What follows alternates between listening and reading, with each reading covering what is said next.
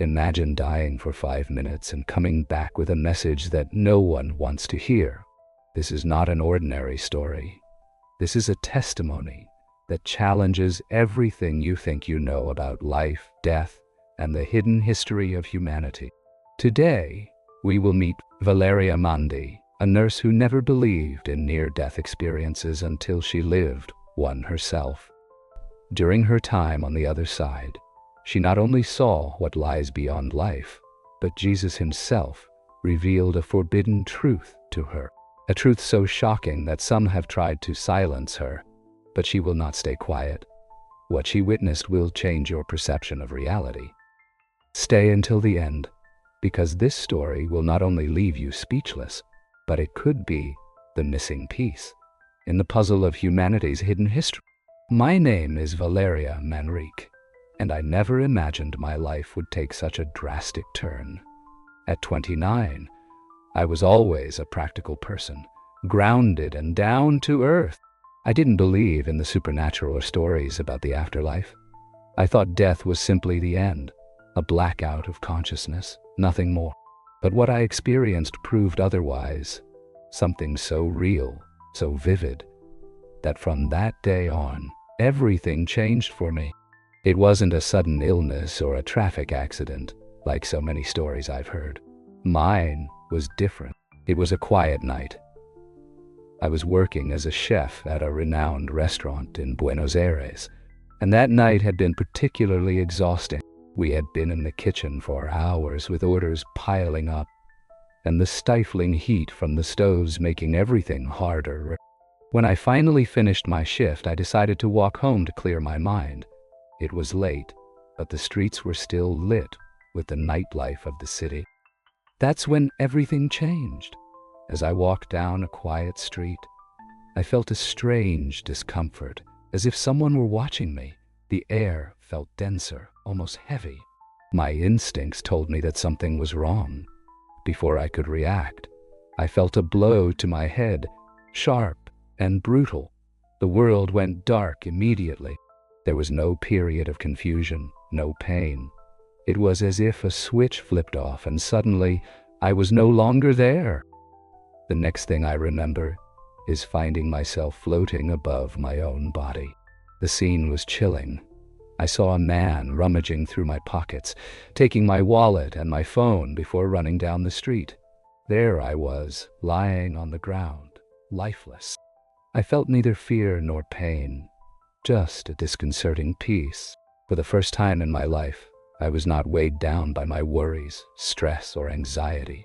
It was as if everything that had ever troubled me had simply vanished. But then I felt something else. Something was pulling me, dragging me away from the scene. An invisible force was lifting me up, and the more I ascended, the more the reality I knew faded away. Suddenly, I found myself surrounded by blinding light. It wasn't like sunlight or the light from a lamp, but something completely different. It was vibrant, warm, and aware. I was not alone. In the distance, a figure began to emerge from the light. At first, I couldn't distinguish its features, but with each step it took toward me, its presence grew more intense until I finally knew. It was Jesus, but he wasn't like I had imagined in paintings or religious stories. His light was brighter than anything I had seen before, yet I could look at him without difficulty. It was overwhelming, and at the same time, familiar. I knew, without him telling me, that he knew me to the depths of my being. There were no secrets, no masks, just an absolute truth. Valeria. His voice echoed within me, not in my ears, but deep in my soul. There is something you must see. And with just a gesture of his hand, the reality around me changed in an instant. I was no longer surrounded by that light. I felt as if I had been transported to another place, to a completely different reality. The ground beneath my feet. It wasn't soil or stone, but it held me up.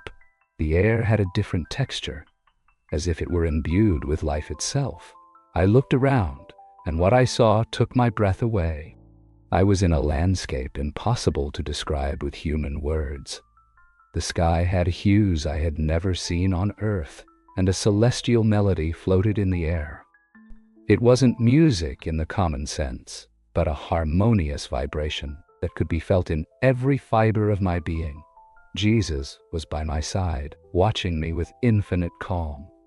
"This is a place of transition," he said. "Here, souls arrive before moving on in their journey." Around me, I could see luminous beings moving gracefully. Some seemed to be in deep meditation. Others communicated in a way that didn't require words. The peace emanating from them was indescribable. But then, everything changed again. Jesus extended his hand, and suddenly, the scene transformed. Now, I was in another place, vast and majestic, but with a different energy. A golden field stretched before me, and in it, there were hundreds, perhaps thousands of souls. They didn't seem lost or wandering, but rather busy. Some were gathered in groups, seemingly in learning sessions. Others were surrounded by healing light, as if they were recovering from something they had experienced before arriving there. I saw souls embracing, reconnecting, remembering who they truly were deep down. Jesus looked at me, and I felt he already knew the question I wanted to ask him. "Is this heaven?" I asked without needing to speak. He smiled gently. "It's part of it, but there's so much more than humans have imagined." Just as I thought I was beginning to understand, his expression became more serious. "Valeria, there's something you need to see, something humanity has forgotten." His hand lifted once again, and reality changed once more. There was no golden light or absolute peace anymore. I saw images floating in the air like memories of something ancient. Ancient civilizations, peoples filled with wisdom, and then darkness. Something had been ripped from history, deliberately erased, and the world has forgotten the truth. Jesus said in a solemn tone, "They have been made to believe that they are separate, that they are different, that some are worth more than others. But it was not so from the beginning." The vision became clearer. I saw a people with dark skin, radiating light, knowledge, and a connection to the divine. They were guardians of a wisdom that transcended, but their story had been distorted. I saw chains, I saw oppression, I saw how their true identity was buried under centuries of lies. "They were chosen," Jesus continued, "but the world feared their power. That's why they were made to forget who they truly were." My heart raced. What I was witnessing was more than history. It was a revelation. "But the time for truth has come," said Jesus, "and you must help to remember it." The vision faded, and I was left there, processing what I had just witnessed. I knew that my life would never be the same again. My chest felt tight, as if my soul were trying to process what I had just seen. The images replayed vividly in my mind. Those towns filled with wisdom, the light they radiated, the strength they possessed, and then the darkness that enveloped them, the chains, the lies that made them forget who they truly were. I looked at Jesus with a mix of awe and confusion. Why allow this to happen? Jesus looked at me with infinite serenity, but in his eyes was something more. "Pain, because free will is the fundamental law," he replied. "There is no love without freedom, and humanity has used that freedom in ways that have caused suffering. But now the time of revelation has come." Suddenly, he showed me another vision. This time I saw the same people, but in more recent times. Some looked confused, adrift, believing in an identity that was not their own.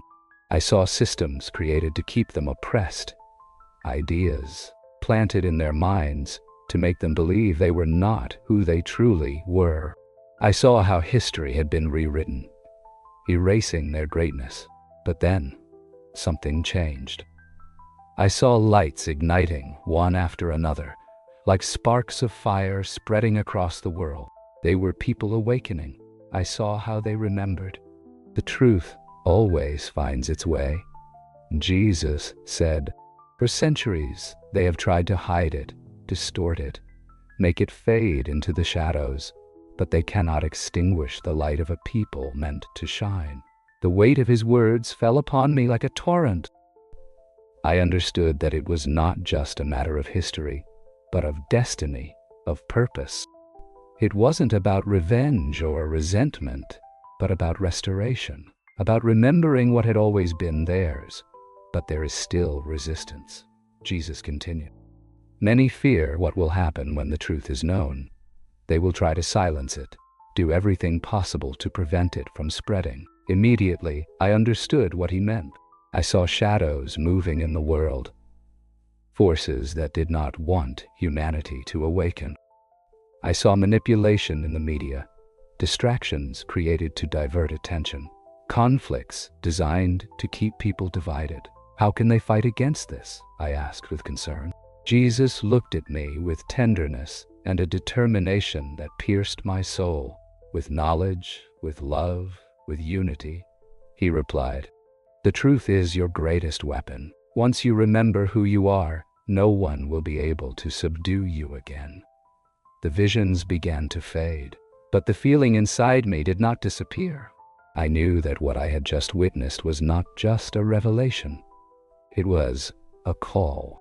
"Valeria," Jesus said firmly, "you must share this. Not everyone will believe you. Some will reject you, others will mock you. But those who are ready, they will listen." In that moment, I felt a tug, as if something was calling me back. My time in that place was coming to an end. "It is not your time yet," Jesus whispered. "But when you awaken, remember the truth. It cannot be buried forever." The light around me began to fade, and I felt myself being pulled back. Suddenly, everything vanished. The light, the visions, the voice of Jesus. Everything disappeared in an instant, and I was hurled back into the darkness. I felt as if I were falling through the void, as if something was dragging me back into my body. I opened my eyes suddenly, and the first thing I saw was flashing white lights above me. I felt my chest burning, as if my soul had been ripped out and forced back in.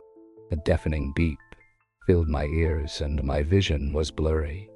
"What's alive?" I screamed. I heard voices and hurried movement around me. It took me a few seconds to realize where I was. The cold metal against my back, the fluorescent lights, the constant beeping of monitors. I was back in the hospital. I tried to speak, but my throat was dry, as if I hadn't used my voice in centuries. My body was weak, heavy, but my mind was still buzzing with everything I had seen. A nurse leaned over me with tears in her eyes. "I can't believe it," she whispered. "You had no pulse. You were without vital signs for over 5 minutes, but you came back." The reality hit me hard. I had been dead, not just unconscious, not just dreaming. I had crossed to the other side, and what I had seen, what I had learned, I could not ignore. My family rushed in minutes later, their faces full of fear and relief. They were hugging me, talking to me, but I could barely respond. My mind was trapped in the images that still burned within me. Jesus revealing the truth, ancient towns filled with light, the manipulation of history, souls awakening. I had a mission. Days passed and my body began to recover, but my spirit was no longer the same. I tried to explain to my family what I had experienced, but their reactions were confusing. Some looked at me with concern, others with disbelief. It was just a dream. Valeria told me, "My sister, it was your brain trying to process the trauma." But I knew the truth. The following nights were difficult. I couldn't sleep without feeling that energy inside me, without hearing Jesus' voice repeating those words in my mind. The truth cannot be buried forever. Something inside me urged me to speak, to share what I had learned. But a part of me was scared. What if no one believed me? What if they thought I was crazy? But then something unexpected happened. One day, while I was home trying to sort out my thoughts, my phone rang. It was an unknown number. I answered cautiously. Valeria, Monique, asked a deep voice on the other end of the line. And who is this? There was a pause. Then the voice responded with something that left me frozen. We know what you saw. What? I whispered, feeling a chill run down my spine. We know what you saw, the voice repeated, this time more firmly. And we warn you, do not speak. The phone hung up before I could respond. I stood still, with goosebumps and my heart pounding in my chest. Who were they? How did they know what I had seen? Why did they want me to stay silent? Something inside me ignited. This was not just my story. It was something bigger. Something someone didn't want to come to light. I got up, took a deep breath, and made my decision. I was not going to be quiet. Jesus had shown me the truth, and now it was my duty to share it, no matter the consequences. If this story impacted you as much as it did us, subscribe now, so you don't miss more revelations like this. Leave us your comment and tell me what part surprised you the most. And if you think this truth deserves to be heard, give it a like and share it with more people. Now, I leave you with another video that will also open your eyes to realities that have been hidden from us. Click and continue discovering the truth.